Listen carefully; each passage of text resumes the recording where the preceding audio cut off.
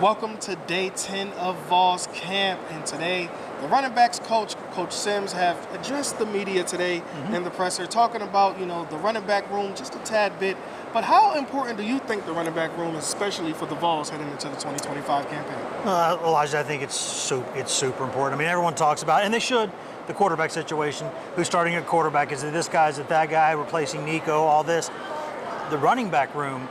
Let's not forget you're replacing Dylan Sampson, the SEC Offensive Player of the Year, a guy who might be an NFL starter on day one, right? I mean, a special player, and you're not going to replace him with one player, but Tennessee has a group of players. You kind of think of it almost as Moneyball, right, where you don't have to replace the one player, you got to replace all the stats. And so you can't do all the intangible things he did necessarily. It's going to be hard to find that in one guy, but with this group of 3, 4, 5 guys that they've got, they feel like they got a chance to do that, and they're going to need to because the running game's ahead of the pass game right now. And then I'm happy you said that they're going to find more than one guy to actually try to take over what Dylan Sampson have left off last year, because it's not like the quarterback position where it's just one guy that can do it.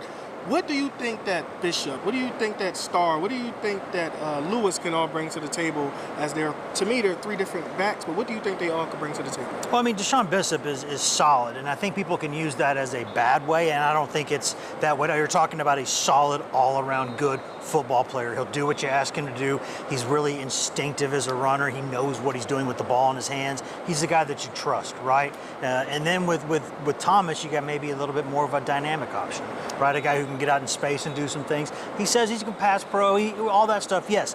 But he is known for being elusive and getting out in space and doing that stuff. And then with Peyton Lewis, you got a guy who I think the upside is, it's sky high. But he's a young guy, right? And last season it was, you're so big, you're so fast, you don't have to run through everybody. You can try to run away from them too because you're one of the fastest guys on the team. He's got it more now. He's understanding it more now. He's had a full off season for the first time. And I think he's a guy who, if things go right, it could be a special player. Now we're going to send things off to Coach Darrell Sims, who addressed the media today, and this is what he had to say. Rotation, numbers, guys, what do you feel like this group has kind of emerged or set themselves apart thus far?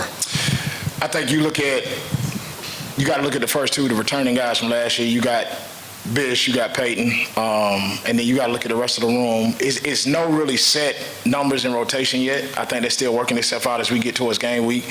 The competition factor in that. I think you start with the 2 older guys, and then you look at, Starr is another guy that's played a ton of football, that's working his way and has had a really good camp. And then you look at the 2 younger guys that are fighting for a role on this team, have done a really good job too. So I think once we get towards game week, I think that'll work itself out. Ryan and Austin.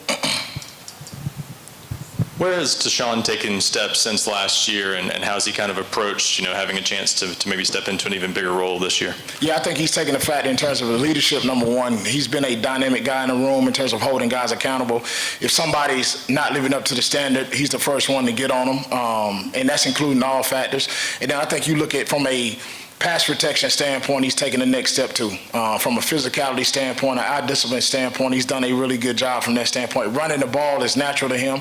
You're talking about a guy that was highly productive in high school, that rushed for a ton of yards, so that came natural. The pass protection piece of it, he's grown tremendously in that and done a really good job this camp.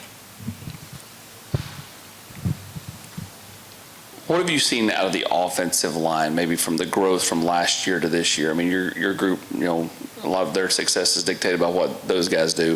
What do you like about the offensive line this year? I like the fact of, how they're coming off the ball. They're coming off the ball hard. They're coming off the ball creating vertical seams in the defense for us. They're doing a really good job playing physical and doing a really good job of playing connected and playing together. Those guys have been tenacious in terms of the way that they came off the ball for us in terms of being able to run the ball. Their attitude has been tremendous. You see a different mentality in them collectively, which has been good for us. To the back with Elijah.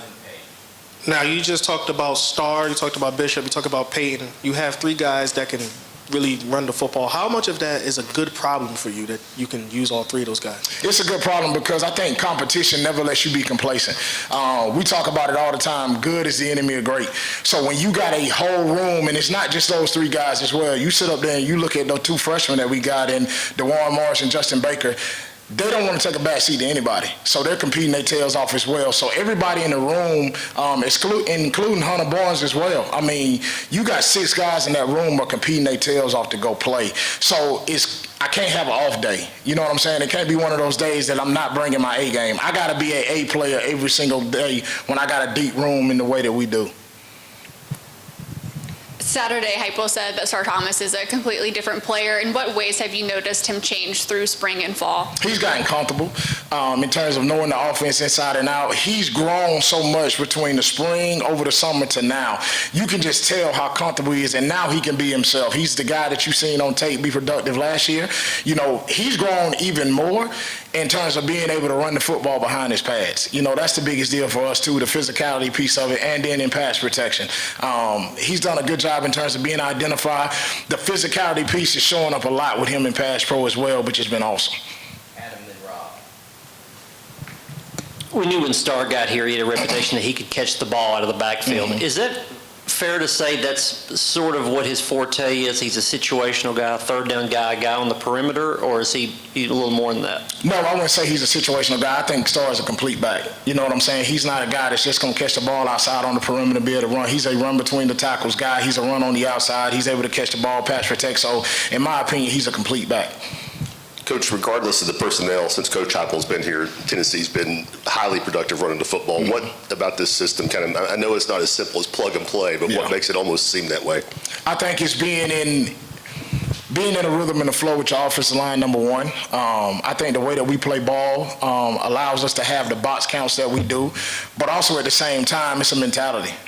Everybody understands that we're going to run the football in this program, and I think the mentality that the offensive line sets to what the tight end set to what we're setting in the running back room, that's allowed us to be successful in the run game. And they understand that. They understand the standard and the expectation of us. Man, in this league, you got to be physical and you got to be able to run the football. No matter how many they put in the box, we got to be able to get downhill on people and go hit them in the mouth. Brent and Patrick. This was the first off season for Peyton Lewis because he had the surgeries last year. What did you challenge him to do this off season? What did you want to see from him? What have you seen from him thus far in fall camp that you like? We challenged him just to grow. He changed his body. You know, he looks like a Greek god when he walks out there on the field, and to get comfortable. I wanted him to be Peyton like he was in high school in terms of when he was able to run behind his pads. You know, he was running through the trash that was being created up front.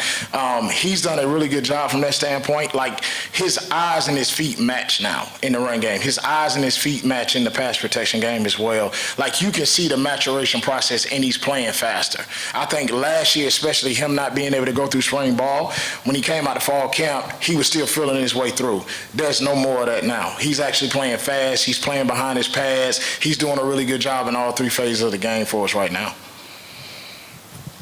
Coach, you kind of talked earlier about the rotation. Once you get into a game, how do you kind of determine who gets what drive, how many guys you play, and you guys always talk about the hot hand. How do you kind of determine that part of it too? Yeah, so we kind of, throughout the game, we go through as a staff and we kind of talk about what the rotation is going to be about. The rotation takes care of itself during the week in terms of who's competing. You know what I'm saying? Who has the less MAs, who's doing a really good job protecting the football, protecting the quarterback, and who's being highly productive. I think going by that in the game, it kind of always sorts itself out. You know, you always kind of got a plan. I know last year, Dylan went in the first 2 series, and then Bish came in the 3rd series. Not necessarily saying it'll be that way this year. I think we kind of work his way through. But also, you got to look at how is the offense moving when you're in the game. You know what I'm saying? That's what I always challenge the guys with. Is it being highly productive and going up another level, or is it staying consistent when you're in the game? I think by that token of it, it always works itself out. 2 more, Ryan and Peyton. It looks like DeJuan has gained some nice weight here. How far has he come, I guess, since he enrolled, and where is he still? Is pass protection still the biggest challenge for him, or something else where he needs to push a little more to get on the field? I think you look at his body and see how much it's changed since he got here. That's been awesome. You know, he takes pride in terms of putting the weight on the right way. You know, the biggest deal with DeJuan is he's still growing. He's natural in terms of being able to run the ball. He's got vision. It's like he's running blind at times because he can feel his way through the holes, which is really good. His acceleration is good.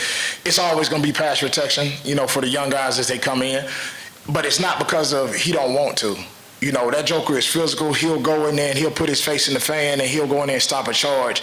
We just got to keep working on making sure his eyes is in the right spot. You know what I'm saying, from a fundamental standpoint. But overall, we pleased where he at, but he still got a high ceiling to still continue to work to get to.